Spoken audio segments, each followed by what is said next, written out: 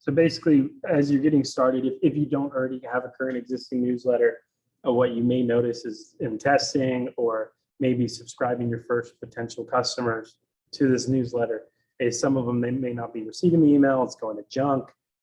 And as I mentioned, there's tons of regulations and filters and processes that were created for email to basically reduce the cold emailing and spam that exists on the internet. So tools like this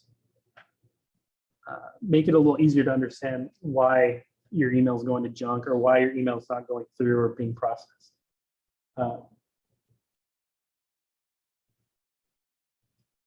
So as you see, being sent from my Gmail, something that I use on a daily basis is a score out of 9 to 10. Probably with a newer email or company email, if you haven't been sending out a lot of newsletters or emails in general, you may see a lower score. But as you can see, I've been blacklisted. I have no idea why. I probably sent an email to an account that's probably has some high filtering. Maybe it was a cold email or an email I got on a business card. One way to test any potential emails that you're sending out or when you're getting started with your newsletter. It's just meant to yourself. So basically what I did is I just sent an email to the email provided on the first page. So I just sent an email that said test, hello, this is Matthew. And one of the scoring metrics was also to the Did specific. they generate that email? Yeah, that is a random email that this website generated. So one of it was also scoring off the content itself. So some providers or filters out there, say Outlook or company-wide Outlook servers will have basically something that if it's those high buzzwords like free, click here in the title or in the content, it'll automatically assume it's junk based on all these companies trying to cold email as a way of outreach. So if you would have scored maybe like a 5, what would be your next step? It goes into detail on what you can do and what a lot of it has to do with having a good reputation online. So it's probably recommend sending out more emails, less spam, less cold outreach, more of using the account so you can build trust. And all the tools, HubSpot, SendGrid, MailChimp, all have tools that kind of give you a score when it comes to sending out newsletters and emails, or a reputation score. So the more you send out a newsletter and the less spam you're getting, which means these are people that have agreed to receive your email, the better.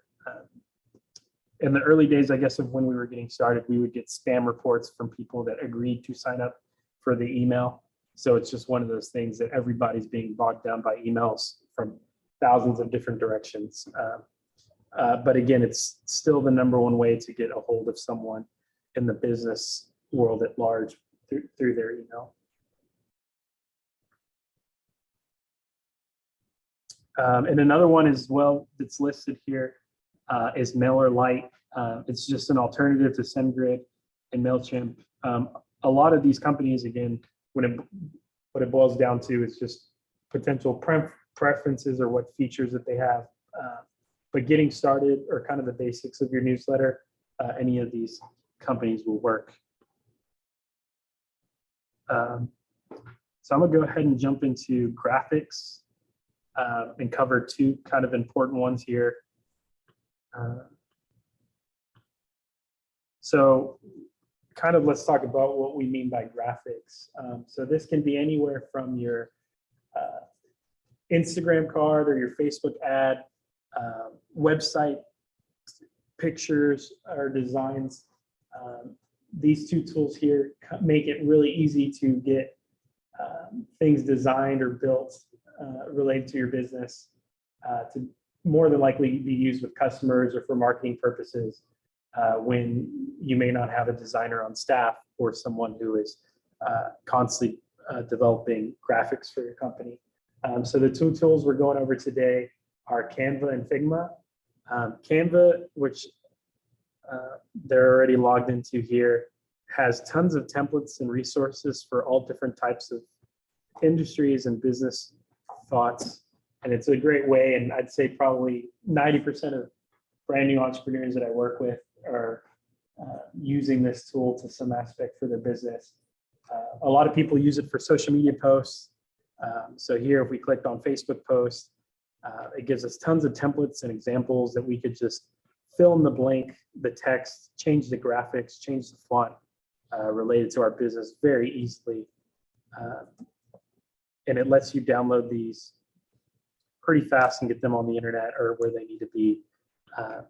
So I highly recommend, if you're not already using Canva, to take a look at Canva. Again, they have a ton of templates. You can start from scratch, but there's tons of templates that already exist that make it really easy to fill in the blanks with your own graphics and text. Any questions related to Canva? So in the main page of Canva, there is a newsletter icon. So is that different from the email one? So what this is a template to work with to kind of design your email or your newsletter. So it's giving you some ideas of how you can create a newsletter. So you could technically fill in the blanks here, take this graphic and use one of those to send it out. Yeah. But a lot of these are kind of similar to the templates that you'll see in MailChimp and SendGrid. It's just a lot of people tend to use Canva for everything design related. So they have so many situations of posters and certificates and brochures for all types of businesses. Even creating like a report, I've seen companies create a complete 50-page report on their industry or for a customer, all done here through Canva. And the next tool that I was going to go over related to design is called Figma. It's something that we kind of naturally migrated from with Canva just because Figma gives a lot more flexibility and it's built more for designing or more for a designer. If anybody's familiar with Adobe products, Figma is kind of like a newer version of all the Adobe illustrators and tools that used to exist. As you can see from their landing page, it has a larger space to work with, less templates, more dealing with squares and circles and text, font sizes, and things like that. So it's great for designing things from scratch that may need to be built. So some things that we do or have worked with here is our logos. Our logos are heavily text for all of our cities. So we have 40, 50 files of Austin Business Calendar, San Antonio Business Calendar, Texas Business Calendar with different shapes and sizes based on where that logo will be shown on a brochure or anything like that. For those that are building software tools, Figma is really great because it's also a tool that lets you lay out. Basically, you can build an application without any development needed. And what it does is you can take pictures or examples of web pages or blocks that you designed, and you can kind of build a process that walks through a potential customer of what your tool will look like before it's built. I probably won't be able to log in here, but basically what you could do is say, we take 5 different website pages, you can make them interactive. So that button, when you click the button in Figma, it takes you to the next page, or it takes you to this part of the website. So it can kind of help you design and workflow what your potential application or website would look like if, and show it off to a developer or designer to kind of take your ideas and turn it into reality. And this is also a great tool for iPads or computers alike to just do design or scratches for your business. We have tons of pages where it's just ideas of what our website could look like or marketing material for social media. I personally like this because it gives a little more functionality compared to Canva. But again, for most people just getting started, Canva is the best way to go because it's compact and easy to use and has tons of templates to choose from. But if you find yourself wanting a little more flexibility, Figma's free, Canva's free, but either of these tools would be great for most businesses or people getting started.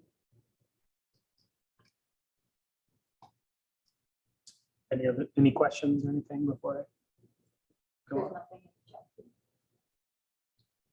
I'm No. here. Oh, gotcha. So next thing I'm going to go over is revenue. This is basically two businesses that are helping you get money from your customers. That's the best way to put it. This first one is Invoice Ninja. This is specifically focused around tracking your invoices sent, getting money from your customers. I would say if you are building projects and or longer term relationships with your customers, this is probably a good tool to get started. Again, think of business services companies that are sending invoices for ongoing projects, or where you can basically design what the invoice looks like, collect all the right information for tax purposes. But a great tool to get started with invoicing and keeping track of time and payments, and tons of tools related to the financing aspect of your business. You can keep track of expenses, vendors. The pricing plan is pretty great for entrepreneurs, but a very commonly used one amongst people just getting started, and they try to make it pretty simple for to reduce that financial concern or questions for those who may not be financial experts. And I do want to spend more time on Stripe. Again, probably I won't be able to log into it here today, but we use Stripe for every kind of customer paying us process of our business. And Stripe is kind of the current leader, and commonly heard maybe as Stripe, Square, are the two leaders in basically providing a process to collect money from your customers. Stripe is great because on the back end, it allows you to create customers and keep track of customers, have multiple different plans. And Stripe is a little difficult to create your account from scratch in a good way, because it's properly collecting all your financials for tax purposes and making sure you have all the questions you may have answered related to your business. They do a ton of tracking. They have hundreds of products, but just getting started, you can create a button like the one displayed on your phone and list it on your website to collect money from your customers. So Stripe is something I would consider. You do have to spend some time filling out your tax information related to the business incorporation, but it is one tool that's great for businesses getting started. Also Square, of course, if Square or Shopify, depending on the type of business, but this is just the one we use specifically. And if you're dealing with a lot of financials or a lot of customers, long-term, this is a good one to invest in, because you can, as you can see on the right side, the dashboard and metrics related to how much money you're making on a monthly basis, how many new customers you're adding, what the percent rate is over the course of a year. Another example of something that Stripe's done for us is we basically have a premium version of our product that customers pay $70 a year for. There's a customer that signed up for our product about a year ago and basically decided that they don't remember signing up for the service. So they told their bank our charge was a fraudulent charge to their credit card, when in reality, it's something that they signed up for and agreed to. And Stripe did all the back end side of notifying us what bank it was, what customer it was, and what steps we can go as far as reporting it through their bank and letting them know, yes, this is something that they paid for. So the financial side of your business and keeping control of your money, this is a great way.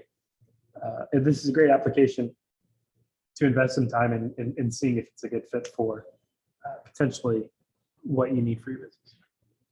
So I have a Apple desktop, my Android phone. Would I have to set them up separate? Related to Stripe, or so Stripe is just it's all a web-based application, so you can log in from anywhere. The reason why I probably can't log into this computer is it's like double authentication process as far as confirming I'm the one getting into the account, which is a very good thing related to your financials of your business. But yeah, you can log in from anywhere and kind of notify them that your two phones are a part of the company, so you don't have to do all those steps. Did that answer your question? Any other questions?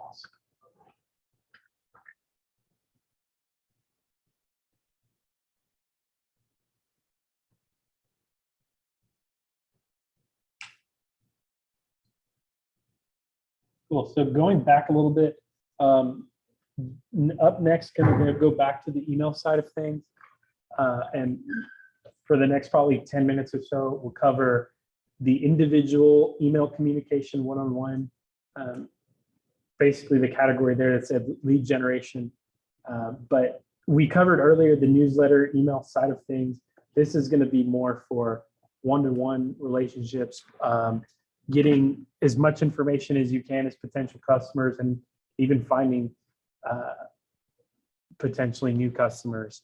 So I didn't mention it earlier, but a good tool for this, I guess real quickly to go around the room, what email provider do y'all use for your business or your personal? Gmail, Outlook? Gmail and Outlook. Yeah. So this tool right here is built on Gmail. It kind of provides a ton of different tools and tracking related to sending out tons of emails. Gmail has limitations on how many emails you can send out on a daily basis, but this tool helps kind of track that process. If you're sending out a ton of different cold emails, or maybe potential reaching out to people you find out online or at events to potentially work with. This is a tool I highly recommend spending some time looking into if you do use Google. As you can see, here's a ton of products and features that they use that are built on top, all on top of Gmail. So say, for example, I have about 100 emails or 100 people that I've quantified as potentially good fits for being customers. I can upload them here into this tool and kind of like basically build some automation flows or do some testing to basically get into their inbox. So I'm sure everybody's gotten an email that's maybe taking your name or your company's name and said something along the lines of, hey, let's do business together, Matthew, and local business calendars. And basically it's this cold email pitch